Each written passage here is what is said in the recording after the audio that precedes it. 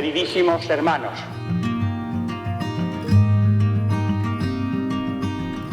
los laicos, al igual que todos los fieles cristianos, tienen el derecho de recibir con abundancia de los sagrados pastores los auxilios de los bienes espirituales de la Iglesia, en particular la palabra de Dios y los sacramentos, y manifiéstenles sus necesidades y sus deseos, con aquella libertad y confianza que conviene a los hijos de Dios y a los hermanos en Cristo.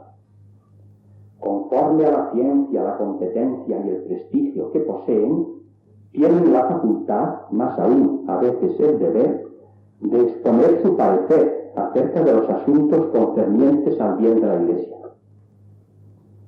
Los laicos, como los demás fieles, siguiendo el ejemplo de Cristo, que con su obediencia hasta la muerte abrió a todos los hombres el dichoso camino de la libertad de los hijos de Dios, acepten con prontitud de obediencia cristiana aquello que los pastores sagrados, en cuanto representantes de Cristo, establecen en la Iglesia en su calidad de maestros y gobernantes. Y no dejen de encomendar a Dios en la oración a sus prelados, que vigilan cuidadosamente como quienes deben rendir cuenta por nuestras almas, a fin de que hagan esto con gozo y no con gemidos. Por su parte, los sagrados pastores reconozcan y promuevan la dignidad y responsabilidad de los laicos en la Iglesia. Recurran gustosamente a su prudente consejo. Encomiéndenles con confianza cargos en servicio de la Iglesia y denles libertad y oportunidad para actuar. Más aún, anímenles incluso a emprender obras por propia iniciativa. Consideren atentamente ante Cristo con paterno amor las iniciativas, los ruegos y los deseos provenientes de los laicos. En cuanto a la justa libertad que a todos corresponde en la sociedad civil, los pastores la acatarán respetuosamente. Son de esperar muchísimos bienes para la Iglesia de este trato familiar entre los laicos y los pastores. Así se robustece en los seglares el sentido de la propia responsabilidad, se fomenta su entusiasmo y se asocian más fácilmente las fuerzas de los laicos al trabajo de los pastores. Y estos, a su vez, ayudados por la experiencia de los seglares, están en condiciones de juzgar con más precisión y objetividad tanto los asuntos espirituales como los temporales, de forma que la Iglesia entera, robustecida por todos sus miembros, cumpla con mayor eficacia su misión en favor de la vida del mundo. Realmente este párrafo no tiene desperdicio. Y en él concluye, de una manera implícita, sintética, todas las motivaciones de orden teológico y doctrinal que el concilio había expuesto antes, en los 3 capítulos anteriores: el capítulo sobre los laicos, el capítulo sobre la jerarquía y el capítulo sobre la totalidad del pueblo de Dios. Estas son las ideas que me ha parecido oportuno recordar ante ustedes acerca de la relación pueblo de Dios y jerarquía como constitutivos esenciales de la Iglesia, misterio de la presencia del amor de Dios. El mismo Papa ha sugerido que se trata de realizar con seriedad la renovación prevista por el Concilio Vaticano II, y se ha lamentado, como es notorio, de que el programa de renovación de este concilio haya sido muchas veces tergiversado. Por tanto, parece oportunísimo volver a preguntarle al concilio cuál es su programa de renovación.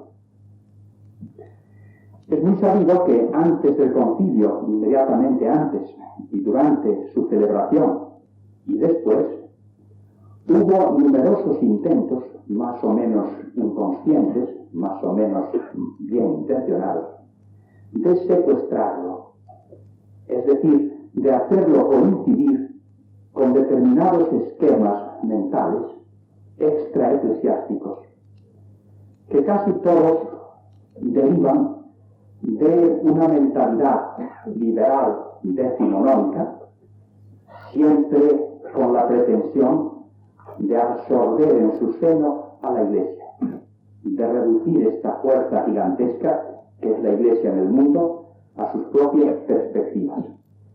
Y algunos llegaron a hacerse la ilusión de que la ocasión de esta absorción, de esta como unificación o reducción de la Iglesia a los marcos mentales corrientes en el siglo XIX, se había presentado con el Concilio Vaticano II. Y aunque ciertamente no fue así, la expectación se convirtió en convicción y en objeto de propaganda que ha hecho mucho daño y ha creado muchas ambigüedades.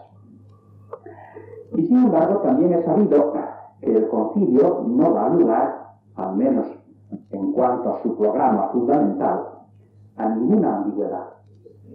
No solo porque leyendo sus documentos se puede obtener una interpretación clara de sus objetivos, sino porque el mismo concilio formula estos objetivos de un modo expreso y no una sola vez, sino al comienzo de algunos de sus documentos más importantes.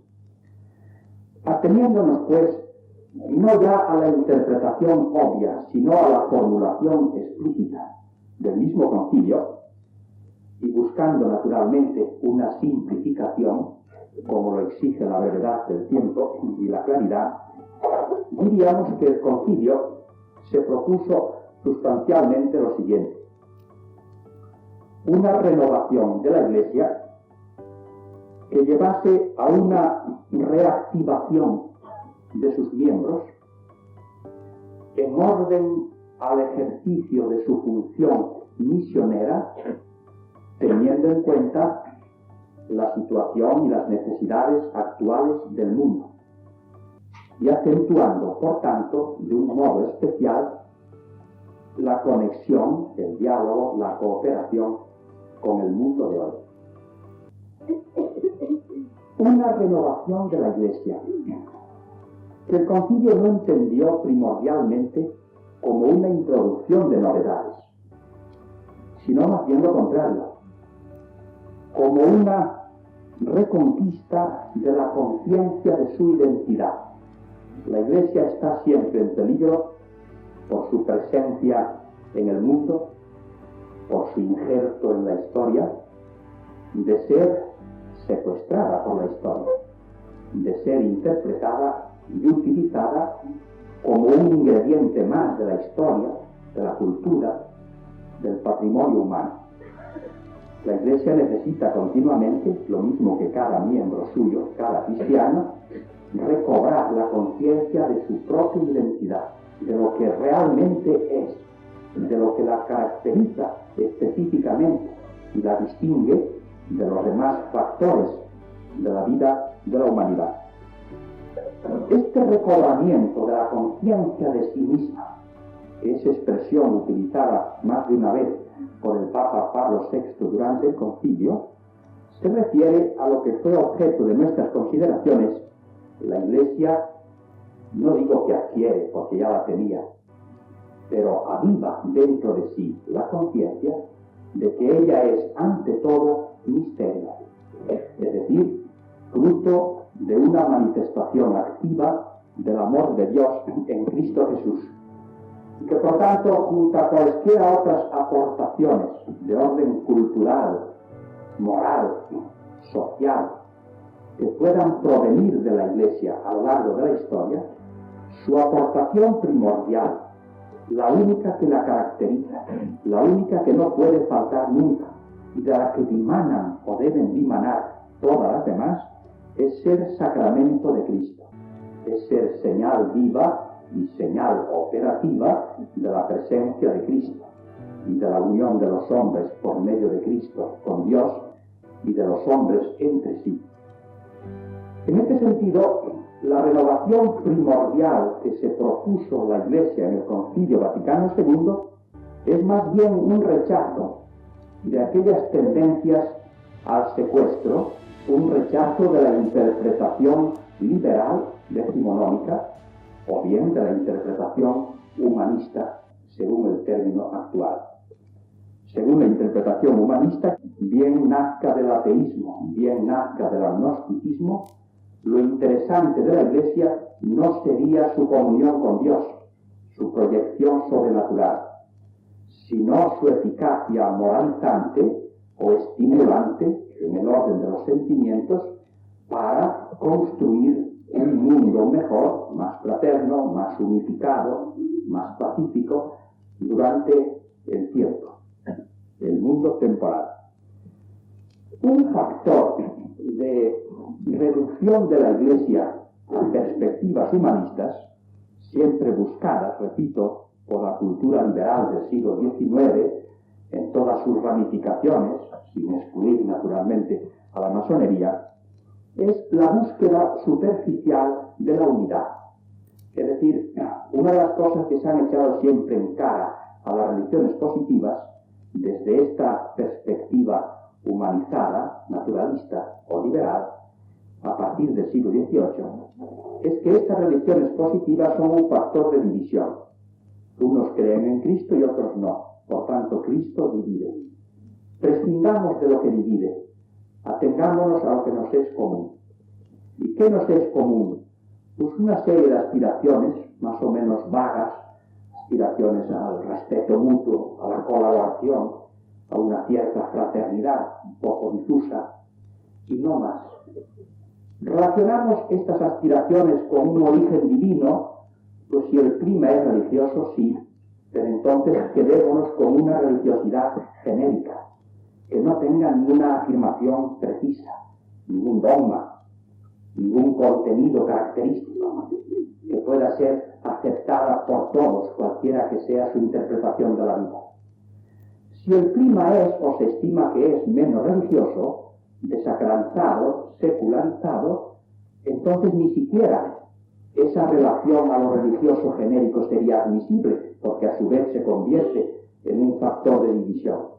Y nos quedaremos con el puro humanismo, es decir, con el humanismo ateo, o al menos agnóstico, que prescinde de la relación con Dios, aunque no la niegue teóricamente.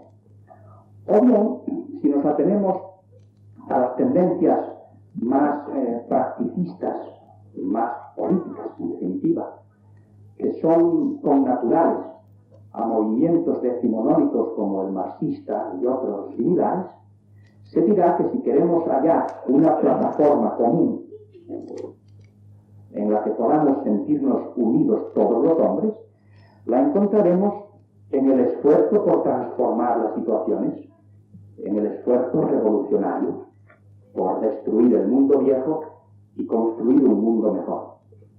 La Iglesia sería aceptable en la medida en que reduzca su propia misión a ser un factor de este esfuerzo. Naturalmente, no sería aceptable su proyección específicamente religiosa. Pero bien, el concilio, y no hace falta insistir en ello, es manifiesto, que reafirmó, quizá contra la expectación de algunos que estaban al techo, el carácter esencialmente religioso y por tanto misterioso, en el sentido de revelación de lo divino que tiene propiamente la palabra misterio. De ahí que a lo largo de todo el concilio se haya dado tanta importancia, se haya reconocido la primacía en cuanto a las misiones y a la actuación de la Iglesia, a la palabra de Dios como revelación de lo alto y al magisterio como cauce de esta palabra, al sacramento, a los sacramentos en general, es decir, a la acción directa del mismo Dios a través de signos y de modo particular la Eucaristía, que es la expresión más viva de la presencia actuante de Dios, y en general al espíritu de oración. Todo este clima de misterio, de identidad de la Iglesia como órgano de la revelación, y no como simple portavoz de aspiraciones humanas más o menos comunes. Esta pretensión de ser factor de unidad, sí, pero no de unidad descendiendo hacia abajo, sino de unidad ascendiendo, apuntando hacia un vértice más alto, Todo esto se podría sintetizar entre tantísimos textos verdaderamente inagotables como nos ofrece el cuerpo doctrinal del concilio, en uno de los primeros documentos, en el primer documento, promulgó el concilio acerca de la liturgia. En su número 2, es decir, en el mismo comienzo, por tanto estamos en las primerísimas palabras de todo el esfuerzo conciliar, nos dice, en un párrafo que para mí es de los más enjundiosos y de los más bellos de todo el concilio, que la liturgia, sobre todo en el divino sacrificio de la Eucaristía, contribuye en sumo grado a que los fieles expresen en su vida y manifiesten a los demás el misterio de Cristo y la naturaleza auténtica de la verdadera Iglesia. Y de pronto, concisamente, resume los rasgos característicos que dibujan esta naturaleza auténtica de la verdadera Iglesia. Rasgos tradicionales, pero emocionantemente bellos.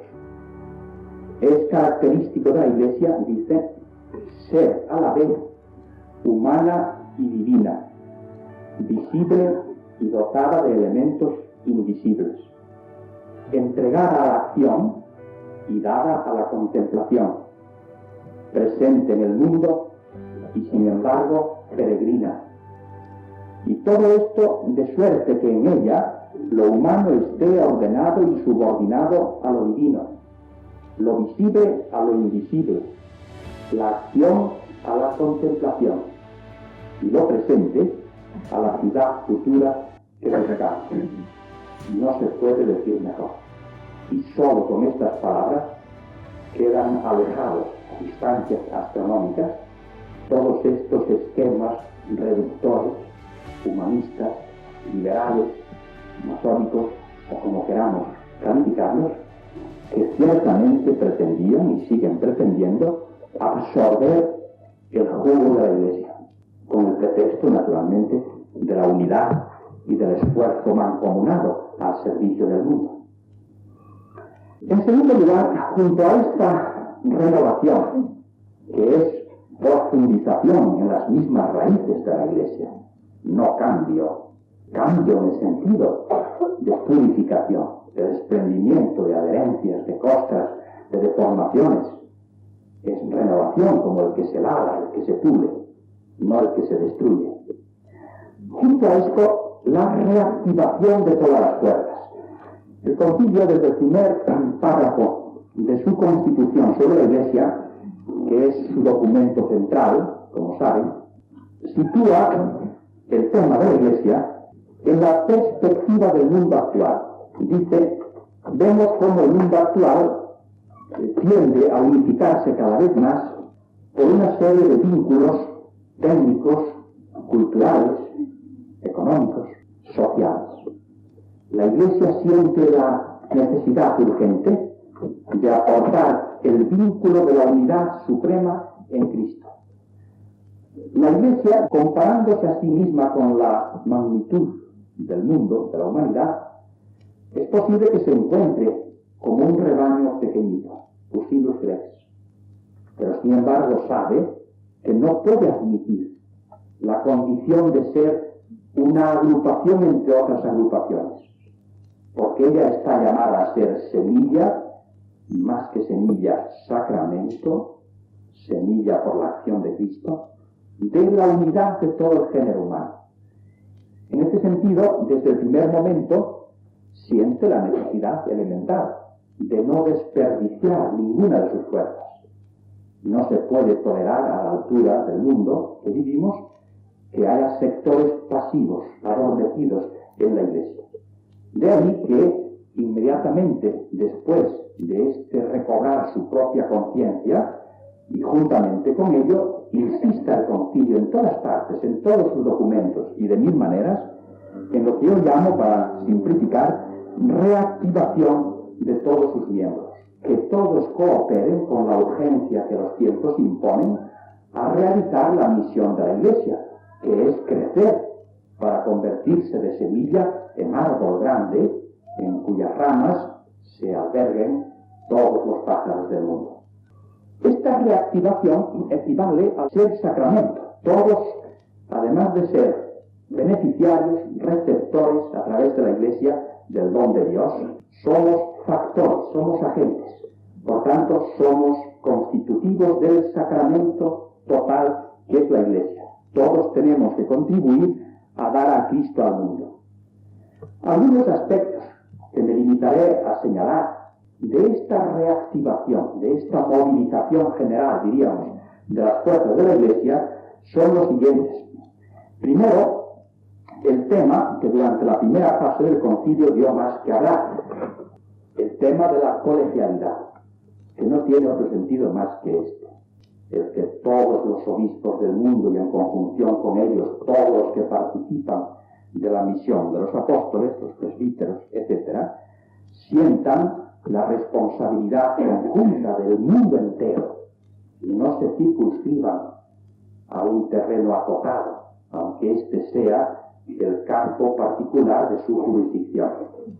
Pero todos, igual que los apóstoles, sintieron conjuntamente la responsabilidad del mundo hasta sus confines últimos, todos los obispos con el Papa, todas las fuerzas activas de la jerarquía, han de asumir la responsabilidad de la gran tarea misionera que abarca el mundo entero y que ahora no debe detenerse con ningún pretexto porque el mundo es ya accesible, está en trance de unificación o por lo menos de comunicación fácil. Junto a esta responsabilidad colegial conjunta de todos los pastores en relación con la totalidad del mundo, del objetivo, el concilio acentúa, como saben, la función activa de los demás fieles. Es Dios el que llama a todos al apostolado. Ni siquiera necesitan quedar a la espera de un llamamiento de la jerarquía. Dios mismo les llama por el hecho de ser cristianos. Por tanto, respondan, pónganse en pie, despierten, que todos colaboren. En síntesis, esta es la profunda renovación que el concilio no aporta, pero sí postula en relación con los laicos.